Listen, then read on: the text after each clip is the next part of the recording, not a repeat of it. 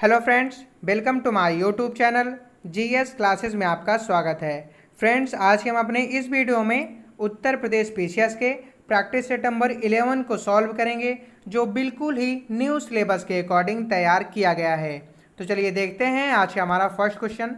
हमारा आज का फर्स्ट क्वेश्चन है, लॉकडाउन के दौरान बच्चों का मनोरंजन करने के लिए द इकाब बाग नामक पुस्तक किसने लिखी और निःशुल्क ऑनलाइन जारी की? तो इसका राइट आंसर होगा ऑप्शन नंबर डी, जेके रावलिंग ने। किसने?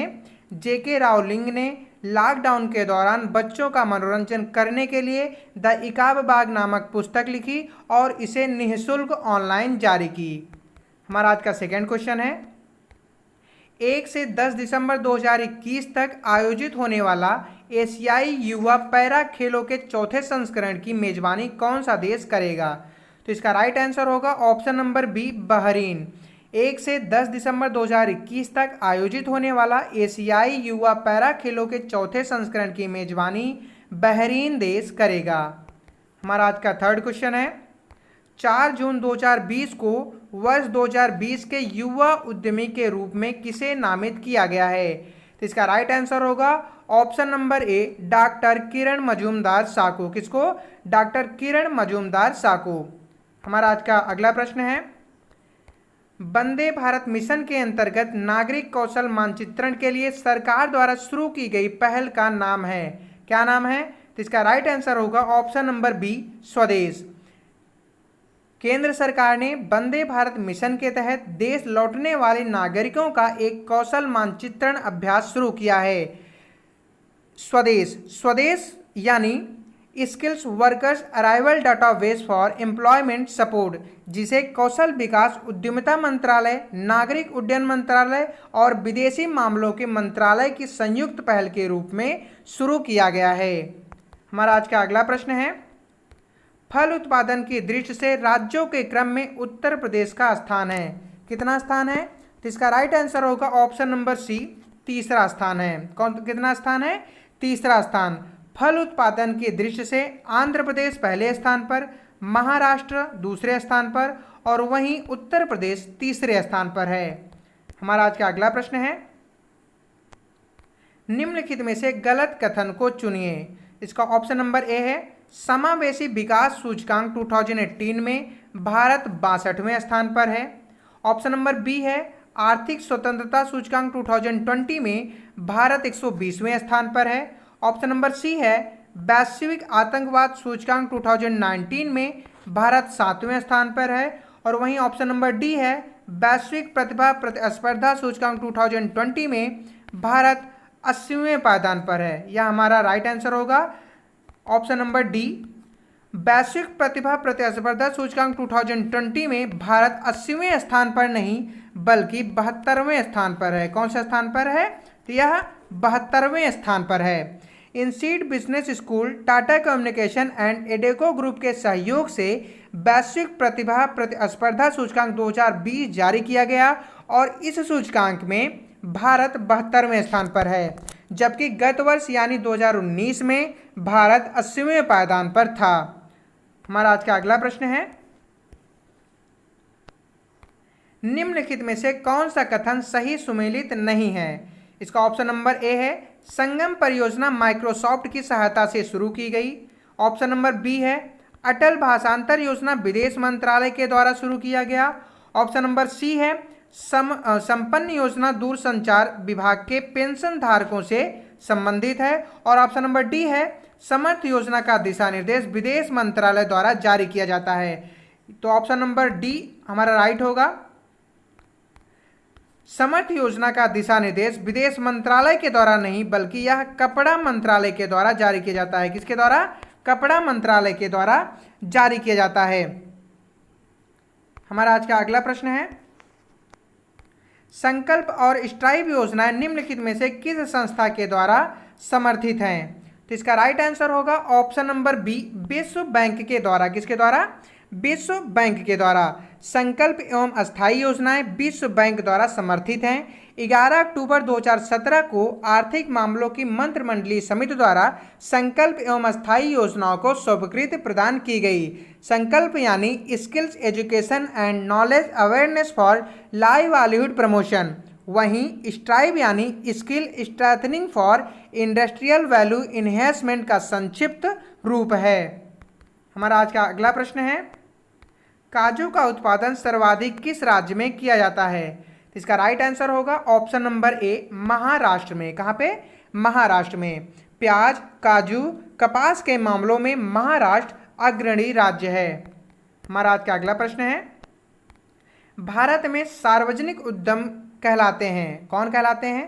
तो इसका राइट आंसर होगा ऑप्शन नंबर ए, जिनका स्वामित्व सरकार व राज्य के पास हो। ऐसे उद्यम जिनका स्वामित्व सरकार या राज्य के पास है, आवश्यक नहीं कि इनका प्रबंधन भी राज्य करे, सार्वजनिक उद्यम कहलाते हैं। हमारा आज का अगला प्रश्न है, निम्नलिखित में से कौन सा कथन सही सुमेलित नहीं है? इसका ऑप्शन नंबर ए है, प्रमुख कोर उद्योग क्षेत्र की वृद्धि दर 2018-19 में 4.4% है। ऑप्शन नंबर बी है, सर्वाधिक वृद्धि दर सीमेंट क्षेत्र में दर्ज की गई। ऑप्शन नंबर सी है, कच्चा तेल उद्योग में ऋणात्मक वृद्धि दर्ज की गई। और ऑप्शन नंबर डी है, मेगा फूड पार्क कोर उद्योग में शामिल है। तो इसका राइट आंसर होगा option number D, mega food park core उद्योग में शामिल नहीं है। मेगा फूड पार्क कोर उद्योग में शामिल नहीं है, जबकि कोर उद्योग क्षेत्र में कोयला, कच्चा तेल, प्राकृतिक गैस, रिफाइनरी, उर्वरक, इस्पात, सीमेंट व विद्युत शामिल हैं। हमारा आज का अगला प्रश्न है, 29 जुलाई 2019 को 7वीं आर्थिक गणना की शुरुआत निम्नलिखित में से किस राज्य से की गई? तो इसका राइट आंसर होगा ऑप्शन नंबर सी, त्रिपुरा से। कहाँ से? त्रिपुरा से। 7वीं आर्थिक गणना की शुरुआत त्रिपुरा राज्य से की गई। इसके बाद यह कार्य पुदुचेरी में किया गया। हमारा आज का अगला प्रश्न है, वार्षिक रिपोर्ट 2019-20 के अनुसार सड़क नेटवर्क के मामले में भारत का विश्व में स्थान है, कितना स्थान है? तो इसका राइट आंसर होगा ऑप्शन नंबर बी, दूसरा स्थान है। वार्षिक रिपोर्ट 2019-20 के अनुसार भारत का सड़क नेटवर्क लगभग 58.98 लाख किलोमीटर है। हमारा आज का अगला प्रश्न है, पोत परिवहन मंत्रालय का गठन किस वर्ष किया गया? तो इसका राइट आंसर होगा ऑप्शन नंबर बी, 2009 में। पोत परिवहन मंत्रालय का गठन वर्ष 2009 में पूर्ववर्ती पोत परिवहन, सड़क परिवहन और राजमार्ग मंत्रालय का स्वतंत्र मंत्रालय में विभाजन करके किया गया। देश का लगभग 95% व्यापार मात्रात्मक रूप में तथा 68% मूल्य के रूप में समुद्री परिवहन में संचालित होता है। हमारा आज का अगला प्रश्न है, निम्नलिखित में से कौन सा कथन सही सुमेलित नहीं है?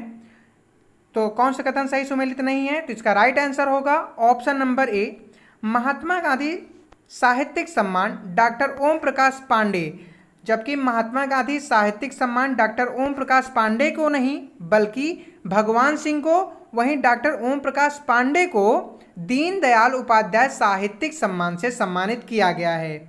या हम ऐसा कह सकते हैं कि महात्मा गांधी साहित्यिक सम्मान श्री भगवान सिंह को, वहीं डॉक्टर ओम प्रकाश पांडे को पंडित दीनदयाल उपाध्याय साहित्यिक सम्मान से सम्मानित किया गया है। वहीं भारत भारती सम्मान डॉक्टर उषा किरण खान को, लोहिया साहित्यिक सम्मान डॉक्टर मनमोहन सहगल को और हिंदी गौरव सम्मान से डॉक्टर बद्रीनाथ कपूर को सम्मानित किया गया है। हमारा आज का अगला प्रश्न है, अंतर्राष्ट्रीय रामायण महोत्सव 2019 का आयोजन किया गया था, कहाँ किया गया था?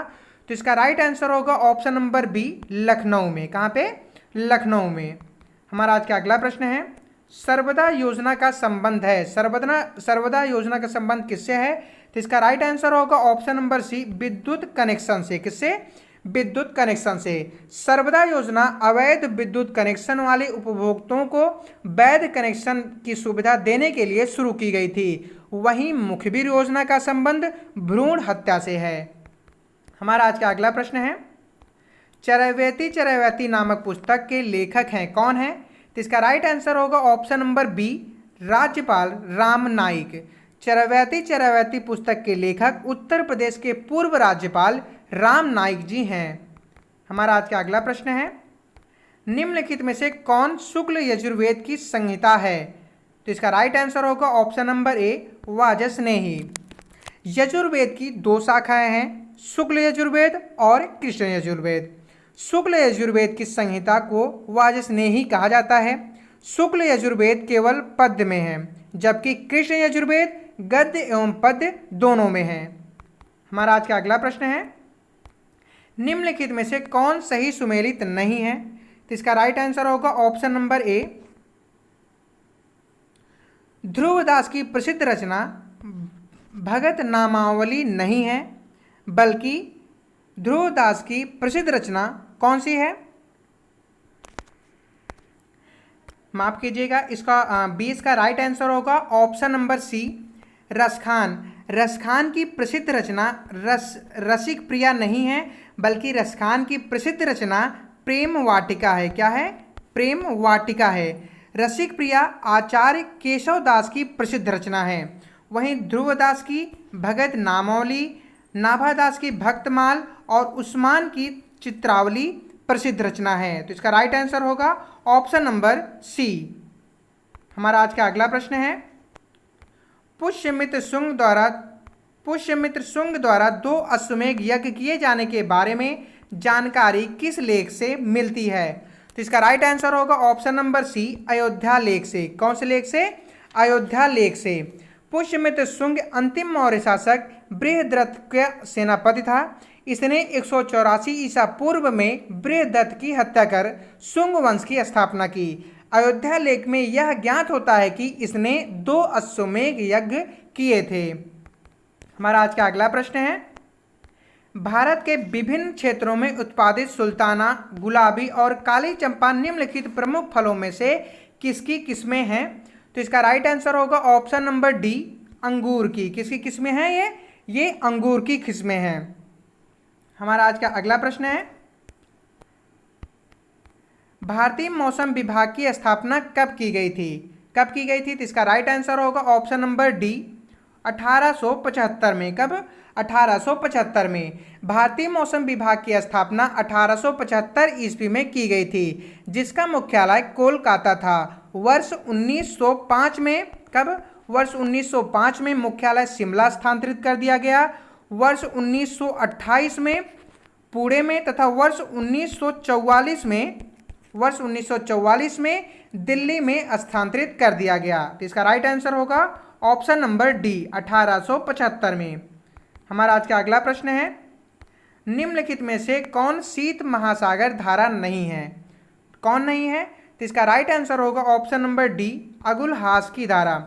अगुलहास की धारा शीत महासागर धारा नहीं है। अगुलहास दक्षिण हिंद महासागर में उत्तर से दक्षिण दिशा में प्रवाहित होने वाली एक गर्म जलधारा है। हमारा आज का अगला प्रश्न है, ब्राजील में विशाल कहवा बागानों को कहा जाता है। क्या कहा जाता है? तो इसका राइट आंसर होगा option number D, fazenda. Brazil में विशाल कहवा बागानों को फजेंडा कहा जाता है। हमारा आज का अगला प्रश्न है, निम्नलिखित में से किस पारिस्थितिकी तंत्र में पौधों का जैविक पदार्थ अधिकतम है? तो इसका राइट आंसर होगा ऑप्शन नंबर बी, उष्णकटिबंधीय वर्षा वन में। कहाँ पे? उष्णकटिबंधीय वर्षा वन में पारिस्थितिकी तंत्र में पौधों का जैविक पदार्थ अधिकतम है। हमारा आज का अगला प्रश्न है, रानी झांसी समुद्री राष्ट्रीय पार्क स्थित है। कहाँ स्थित है? तो इसका राइट आंसर होगा option number B, Andaman Nicobar द्वीप समूह में। अंडमान निकोबार द्वीप समूह में रानी झांसी समुद्री राष्ट्रीय पार्क की स्थापना वर्ष 1996 में हुई थी। यह पार्क अंडमान एवं निकोबार द्वीप समूह में स्थित है। हमारा आज का अगला प्रश्न है, यदि 100 ग्राम चीनी को आधा लीटर पानी में मिलाकर एक असंतृप्त चीनी का घोल तैयार किया जाए तो निम्न में से कौन सा भौतिक राशि नहीं बदलेगी? तो इसका राइट आंसर होगा ऑप्शन नंबर डी, आयतन। यदि 100 ग्राम चीनी को आधा लीटर पानी में मिलाकर एक असंतृप्त चीनी का घोल तैयार किया जाए तो आयतन की भौतिक राशि नहीं बदलेगी। हमारा आज का अगला प्रश्न है, सुई चुभाने पर निम्नलिखित अंगों में से कौन सा दर्द महसूस नहीं करेगा? तो इसका राइट आंसर होगा ऑप्शन नंबर बी, मस्तिष्क। सुई चुभाने पर मस्तिष्क में दर्द महसूस नहीं होता है। हमारा आज का अगला प्रश्न है, निम्नलिखित में से कौन एक सही सुमेलित नहीं है? तो इसका राइट आंसर होगा ऑप्शन नंबर ए, अफीम का उत्पादन पत्ती से नहीं बल्कि पेपेवर सोमनीफेरम के आधे पके फलों के दूध से होता है, ना कि पत्ती से। वहीं हींग जड़ से, रबड़ तने से और कुनैन छाल से उत्पन्न होता है। हमारा आज का अगला प्रश्न है, भारतीय संविधान में राज्यों की संघ की संकल्पना को प्राप्त किया गया है, किसके संविधान से प्राप्त किया गया है? तो इसका राइट आंसर होगा option number C, British North America अधिनियम से। भारतीय संविधान में राज्यों की संघ की संकल्पना ब्रिटिश नॉर्थ अमेरिका अधिनियम से प्राप्त किया गया है। हमारा आज का अगला प्रश्न है, निम्नलिखित में से किस संविधान संशोधन के दौरान न्यायिक पुनरीक्षण शक्ति का परिसीमन किया गया? तो इसका राइट आंसर होगा ऑप्शन नंबर ए, 38वें संविधान संशोधन 1975 में। कब? 38वें संविधान संशोधन अधिनियम 1975 में संविधान संशोधन के द्वारा न्यायिक पुनरीक्षण शक्ति का परिसीमन किया गया। हमारा आज का अगला प्रश्न है, निम्नलिखित में से कौन अंतर्राज्यीय परिषद गठन करने के लिए अधिकृत है? तो इसका राइट आंसर होगा ऑप्शन नंबर बी, राष्ट्रपति। कौन है? राष्ट्रपति। हमारा आज का अगला प्रश्न है, भारत सरकार द्वारा अनुमोदित सक्षम परियोजना संबंधित है या किससे संबंधित है? तो इसका राइट आंसर होगा ऑप्शन नंबर सी, नवीन अप्रत्यक्ष कर नेटवर्क से। भारत सरकार द्वारा अनुमोदित सक्षम परियोजना नवीन अप्रत्यक्ष कर नेटवर्क से संबंधित है। हमारा आज का अगला प्रश्न है, नेलांग घाटी किस राज्य में स्थित है? तो या किस राज्य में स्थित है? तो इसका राइट आंसर होगा ऑप्शन नंबर डी, उत्तराखंड में। नेलांग घाटी उत्तराखंड राज्य में स्थित है। हमारा आज का अगला प्रश्न है, निम्नलिखित में से कौन सा युग्म सही सुमेलित नहीं है? तो इसका राइट आंसर होगा ऑप्शन नंबर बी, तिलैया बांध कोनार नदी पर नहीं बल्कि तिलैया बांध झारखंड राज्य के कोडरमा जिले के बराकर नदी पर अवस्थित है। वहीं सरदार सरोवर बांध नर्मदा नदी पर, गांधी सागर बांध चंबल नदी पर और नागार्जुन सागर बांध कृष्णा नदी पर अवस्थित है। हमारा आज का अगला प्रश्न है, बायोगैस संयंत्र से निष्कासित निम्नलिखित में से कौन सी गैस ईंधन गैस के रूप में उपयोग में आती है? तो कौन सी गैस? तो इसका राइट आंसर होगा option number C, methane gas. कौन सी गैस? Methane gas. बायोगैस का मुख्य घटक मीथेन गैस से होती है, जिसे जीवाश्म ईंधन के स्थापन पर ऊर्जा उत्पादन के लिए प्रयोग में लाया जा सकता है। हमारा आज का अगला प्रश्न है, भारतीय संविधान के किस अनुच्छेद के अंतर्गत अंतर्राष्ट्रीय समझौते को प्रभावी बनाने हेतु संसद राज्य सूची के विषय पर कानून बना सकती है? तो इसका राइट आंसर होगा ऑप्शन नंबर डी, अनुच्छेद 253 में। भारतीय संविधान के अनुच्छेद 253 के अंतर्गत अंतर्राष्ट्रीय समझौतों को प्रभावी बनाने हेतु संसद राज्य सूची के विषय पर कानून बना सकती है। हमारा आज का अगला प्रश्न है, पंचायत चुनाव में अनुसूचित जातियों के लिए पदों का आरक्षण किस राज्य में लागू नहीं होगा? तो इसका राइट आंसर होगा ऑप्शन नंबर सी, अरुणाचल प्रदेश में। अरुणाचल प्रदेश में अनुसूचित जाति की जनसंख्या नहीं है, इसीलिए पंचायत चुनाव में अनुसूचित जातियों के लिए पदों का आरक्षण अरुणाचल प्रदेश में लागू नहीं होगा। हमारा आज का लास्ट प्रश्न है, निम्नलिखित में से किस वर्ष में राष्ट्रीय भूमि अभिलेख आधुनिकीकरण कार्यक्रम प्रारंभ किया गया था? तो इसका राइट आंसर होगा ऑप्शन नंबर ए, 2008 में। अगस्त 2008 में राष्ट्रीय भूमि अभिलेख आधुनिकीकरण कार्यक्रम प्रारंभ किया गया था। फ्रेंड्स, अगर आपको हमारा वीडियो अच्छा लगा हो तो प्लीज़ हमारे वीडियो को लाइक करें, और अगर आप हमारे चैनल पर नए हैं तो प्लीज़ हमारे चैनल को सब्सक्राइब जरूर करें और बेल आइकन को जरूर प्रेस करें, ताकि आपको हमारे आने वाले सभी वीडियो का नोटिफिकेशन सबसे पहले मिल सके। Thanks for watching my video. जय हिंद।